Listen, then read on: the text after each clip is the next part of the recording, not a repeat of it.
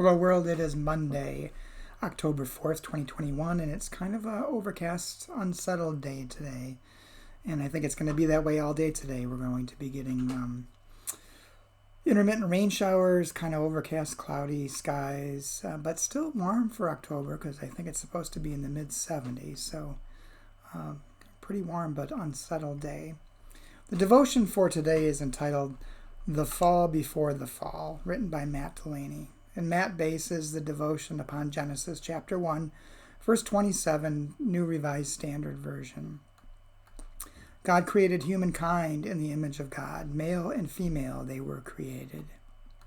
And Matt writes, if you grew up in the church, it's possible you learned that God's dreams for humanity were shattered when Eve ate the forbidden fruit.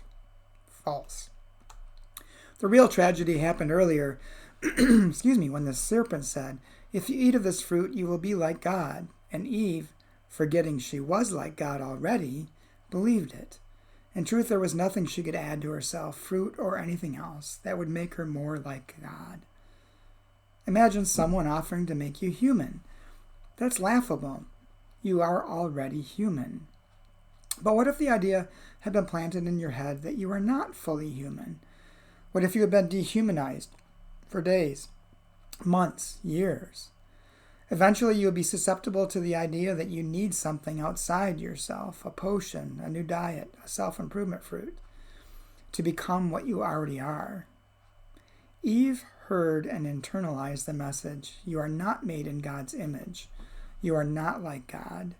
But if you eat this, we are vulnerable to the same serpentine misinformation.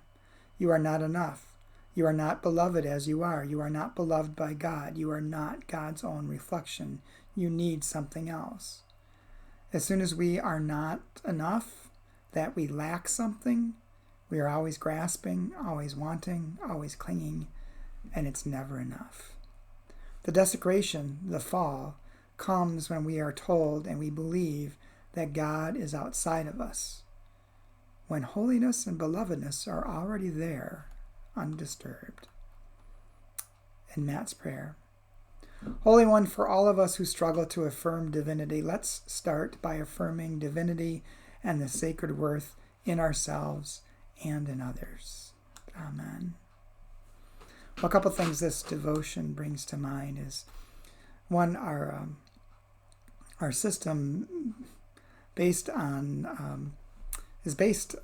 our economic system is based totally on the concept of that you're not enough, that you need more, that you need all these things to make you complete, when in fact you are complete. You don't need all those extra things. But that is what our society seems to instill in us. And so we strive after more and more, and when we don't get what we think we need to be enough, we feel inadequate. So we're always striving. And I think the devotion is fighting against that message that we were all created in God's image. We already have the divine within.